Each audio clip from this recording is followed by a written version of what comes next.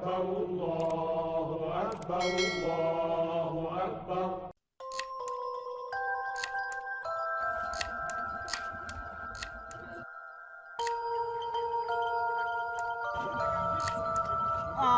Show me.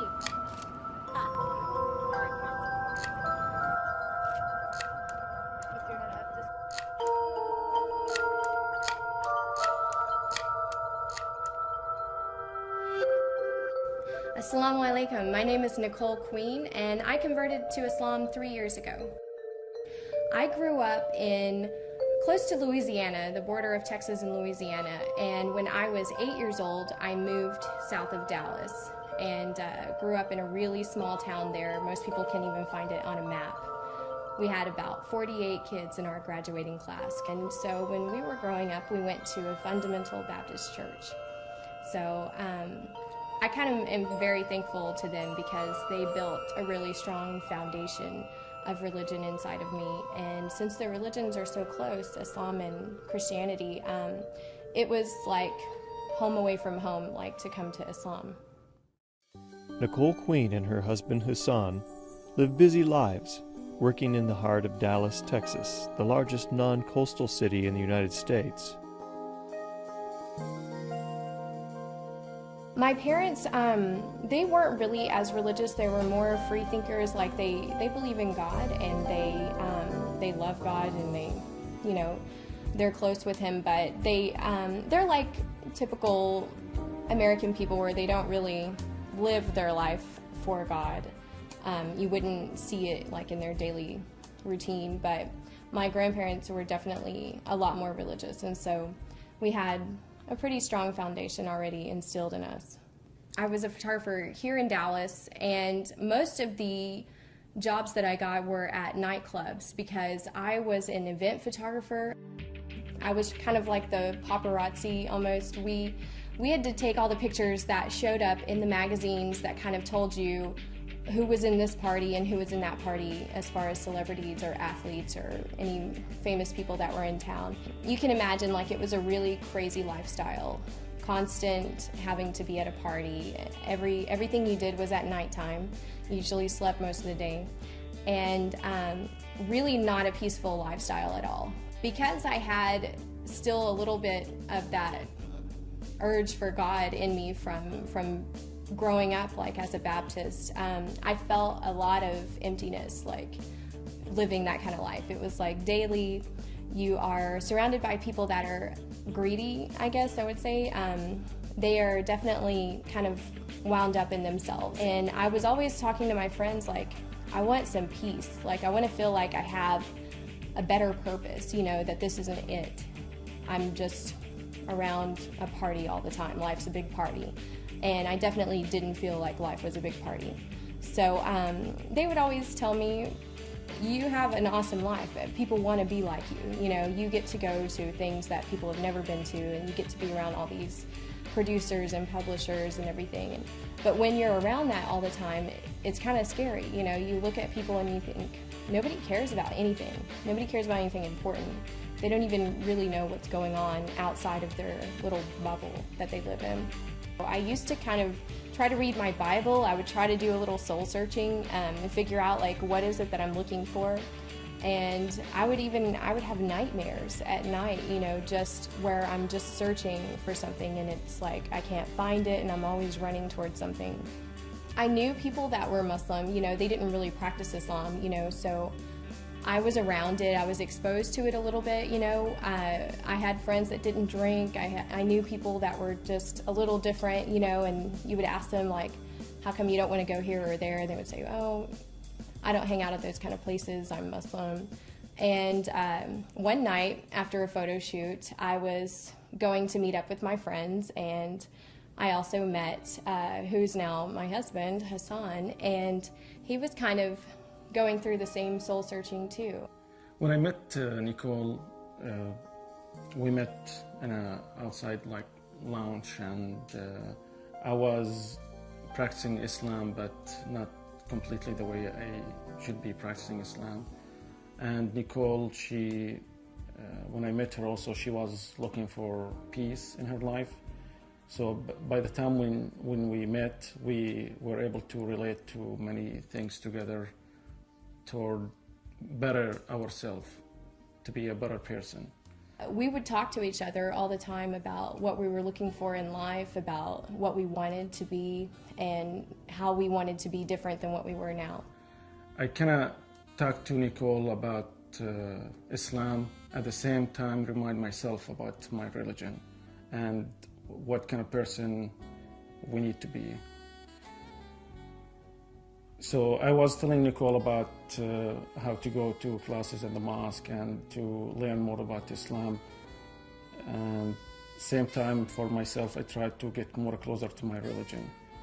He used to talk to me also about Islam, and so it was kind of like this Islam thing just keeps getting brought up around me. And the people who had the most discipline in their life and they had the most purpose in their life seemed to be these people. You know, they seemed to kind of stand out amongst everyone else as, you're all drinking, you're all partying, you're all dressing this way, but not us. And the more that I started learning about it, the more addicted I became to it. I started watching things on YouTube about Islam, videos from Yusuf Estes, you know, who is a convert to Islam, and I would sit up all night. Definitely Nicole, she get me closer to my religion. Watching her going through these changes and for me not doing what I'm supposed to do, yeah, of course, she encouraged me to become a good Muslim. And the more that I learned about the foundation of this religion, and the more that I was like, this is written for me. This is what I need. I need something strong, and I need someone to tell me, you have to stop living your life this way. If you want to have more purpose, here it is. When I started converting to Islam, it was a long transition. It seemed like a roller coaster at the time. It seemed like everything was happening all at once, and it was like a big blur. But now when I look back, I can see I made a pretty good transition. I took my steps, you know. The first step was, I need to know what's going on with this faith. I need to know the foundations and the pillars and the basic belief system, and I needed to make sure that it was something that I could actually believe in. I was excited when I see her very interested to learn about Islam, and she want to be changing her life to a better life. I get really excited, and I try, you know, I give her the Quran to read it. When I started to read about the religion, the transition of my life happened without me even realizing it. You know, I started to change the way I thought about other people and the way I thought about the world. So the way it affected my life was huge. Sometimes we didn't talk for a couple of weeks or a month. I mean, and then I found out she's still doing all these things and learning about Islam, and to the point where she wanted to go to Islamic country, and she want to go and learn from the Muslim people, not just in books. And I wanted to go and see what it's like in a Muslim country really bad. I just had this urge to see what is it like to be around a bunch of Muslims, to be in a place where Muslim is the nation's religion. So I told her, of course, you can go to Jordan, and I made it just available for her to go there and spend a month with my family. He called his mom actually right away, and she said, please come. I mean, they were so happy to have me come and visit, and I went by myself.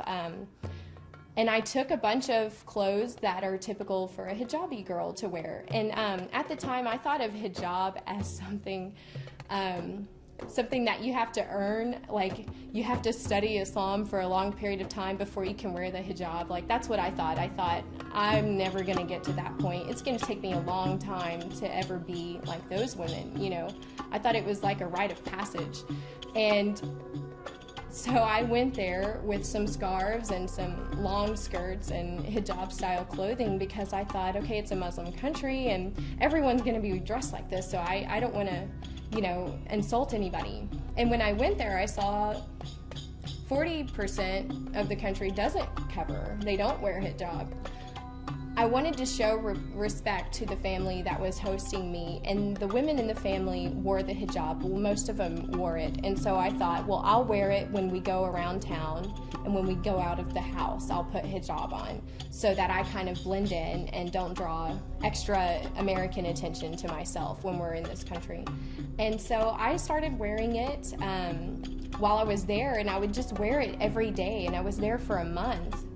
And it got to where I was excited to put it on, because it was new, and whenever I put it on, I got so many compliments. Like, so many people would say, mashallah, you look beautiful, you look nice in the hijab, it looks better than you do without it. And I would think, oh my gosh, I didn't look good all those years.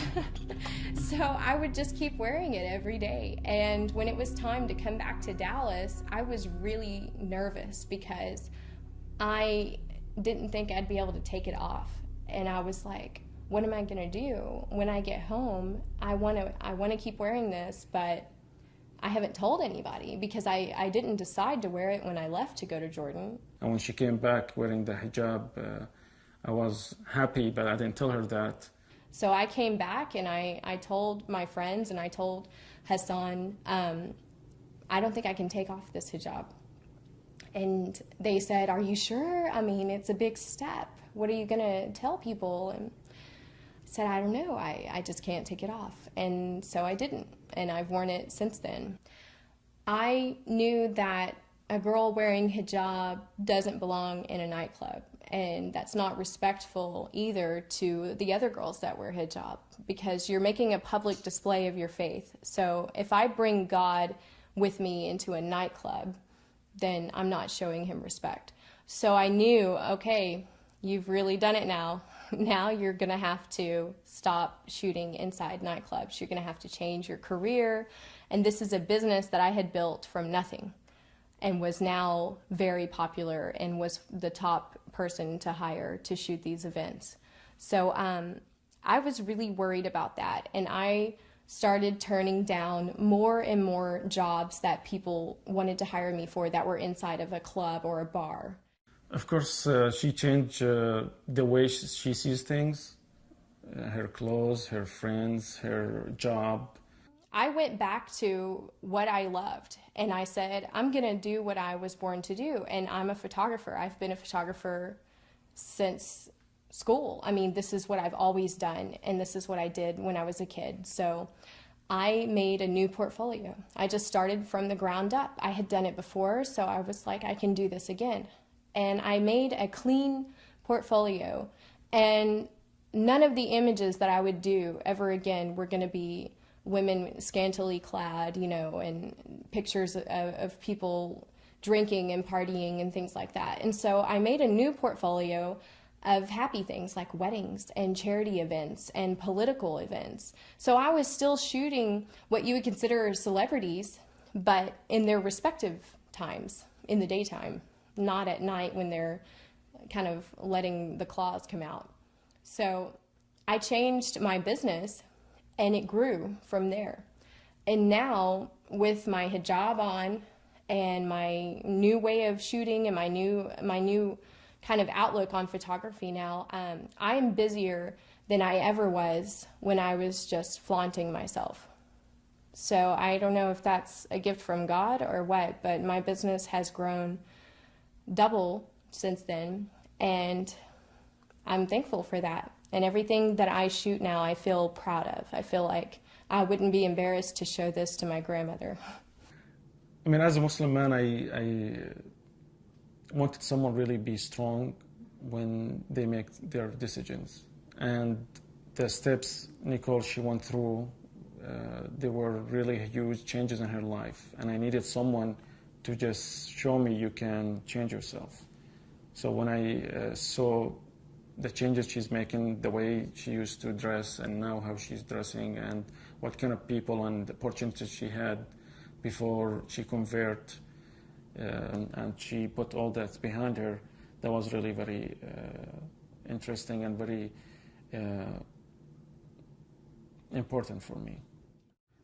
The way I used to dress before, for my kind of job, the sexier you looked, the more you fit in, and they wanted you to fit in. And it was a 2-hour routine for me to get ready to go to work.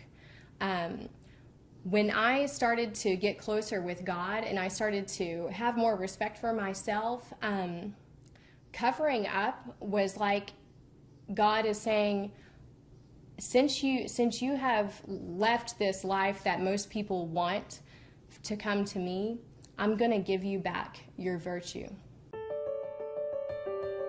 After Nicole converted to Islam, she and Hassan found a deeper appreciation for each other, fell in love, and were married. But Nicole was faced with more new challenges that converting to Islam often brings, including an awkward period with her parents and family.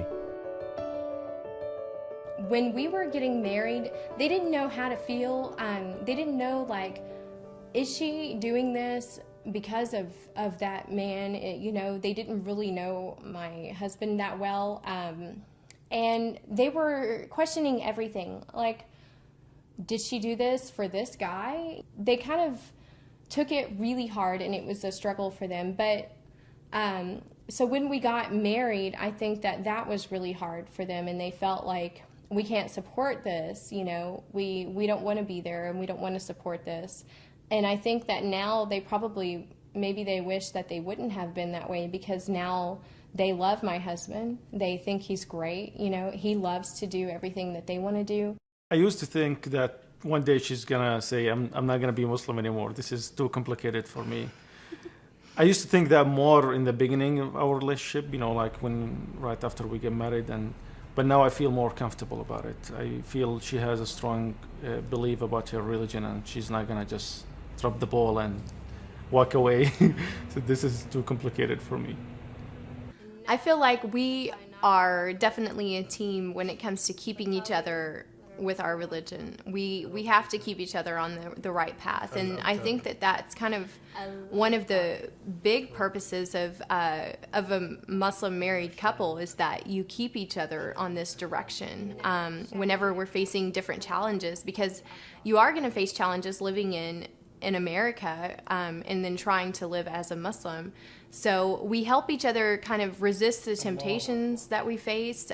We remind each other of what we're trying to do and what we want for our children one day, inshallah. And I can look at him and tell at a moment when he is having a struggle, even if he doesn't say it, and he can do the same for me. And so it's just that ability to know and love each other that much that you want to see the other person as a successful Muslim. You want him to love Islam as much as you do, and you look at him and think, like, I want to feel as passionate as he does, so we look at each other and push ourselves in the right direction.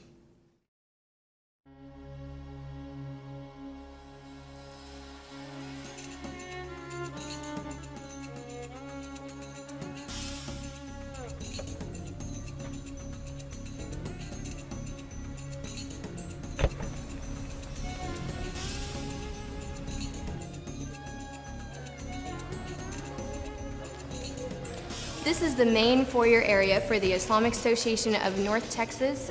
This is where I first began my Islamic classes. I would come every Sunday. I would go up the staircase right there to learn about the foundation of Islam. It was about 5 months later that I took my Shahada in the Imam's office here at the Richardson Mosque. I've become like a member of the family here, and this is where me and my husband come for our prayers. Eventually, the Islamic Association of North Texas is going to grow into an Islamic village. They're going to be adding shops, restaurants, and educational institutions. The community here is growing very rapidly.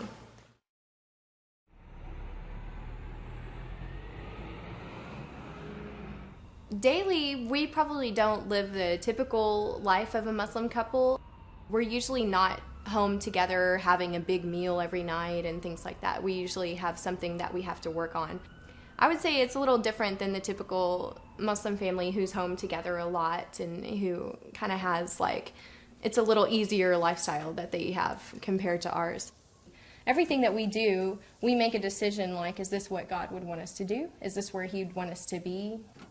I love barbecue, so we buy halal chicken and we have barbecue out on the patio and we invite friends over. We take the right choices by who our friends are. We take the right choices about where we're going to buy our barbecue chicken at, but we still do it. I mean, it's a way of life, but it doesn't mean you don't have one. I have some iced tea. This looks really good. Hi there. Hey, Welcome to our ranch. thank you so much. Thank you for having us. Looks like you're ready to ride. Yeah, we're ready to Well, go. let's go find the horses. All Around right. the barn. Registered paint.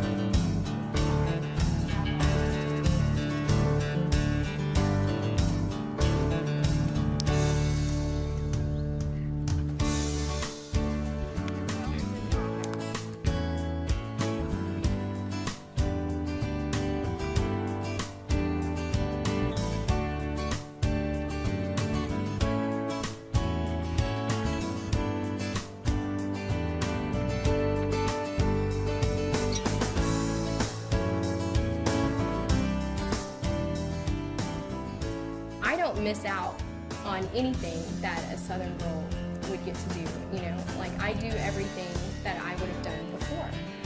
I just find a way to do it, and so I can still be Muslim and I can still go horseback riding with my husband out at a ranch. You know, we do that frequently.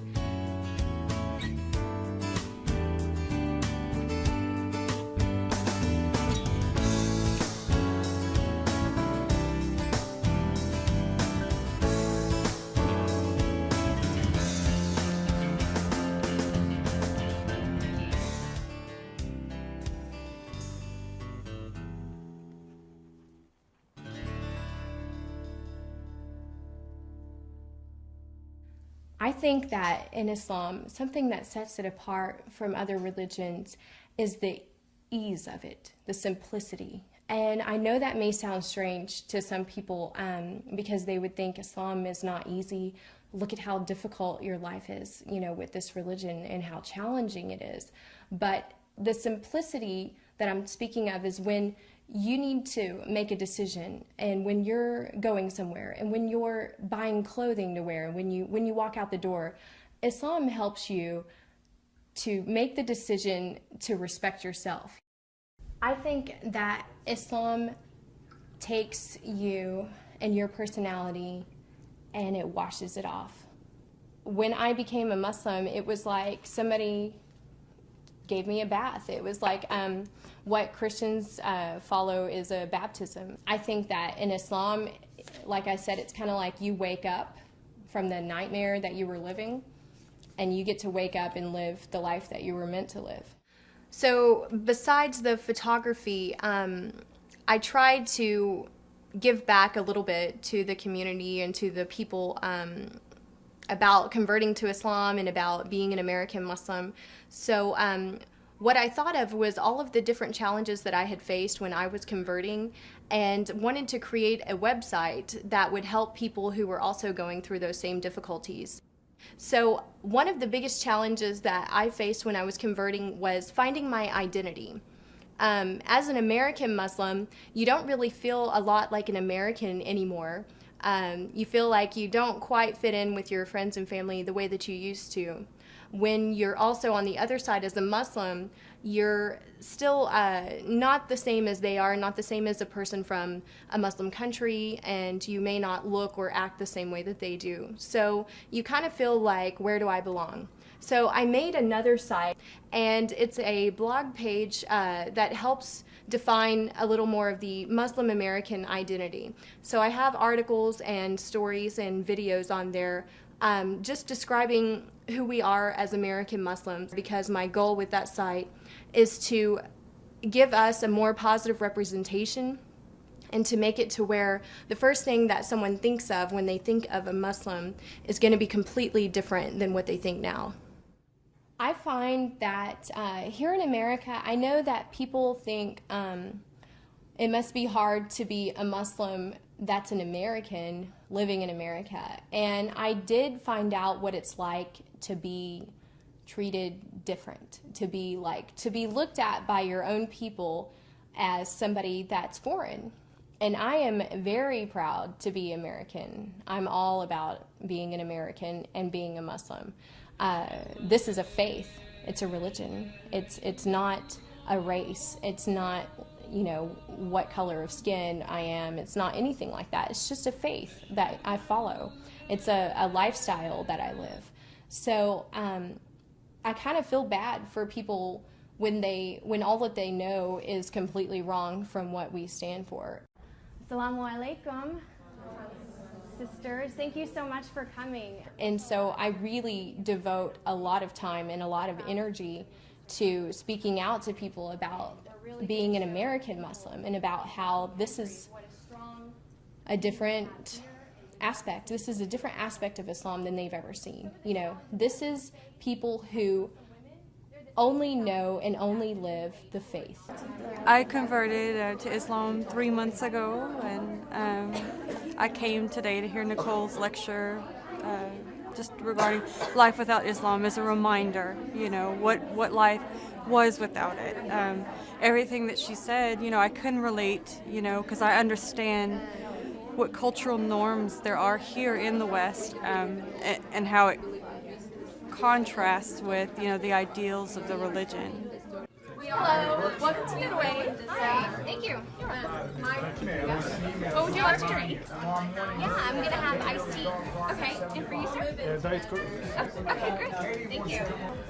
My message would be to people when they want to learn about our faith is to just listen and look at how we live our lives, like on a daily basis. So I wouldn't talk about the differences, and I wouldn't focus on, well, you believe this and you're wrong and this is the right way, and I don't talk like that about Islam. When I talk to people, I like to show them the simplicity of it. I like to tell people all of the things that are so similar to what they're already believing in their lives, and show them how the things that they face and the challenges that you face in life, there are answers for everything, and there are guidances for everything to make it easy on yourself and to help you to make the right decision about common things that we have to do in life, about getting married, about how to treat your family, about what you do for a living, raising your children, everything. There is a guidance in this faith to help you to be the best person that you can be in whatever you do. If it's your career, if it's how you are with your friends, if it's the things that you do for fun, the way that you socialize, everything about your life, this faith has an answer for it and able to give you the chance to be the best that you can and to do the best with your life and to make the most of it and to live for a greater purpose. One of the biggest messages that people don't really notice and that isn't projected is that it is simple answers to your life's problems. I'm really proud of Nicole taking all these changes, and it's easy to convert, but it's not easy to continue this in this life, because you have to make changes all the time. I see so many people, they convert to Islam, but easily they give up on their new life.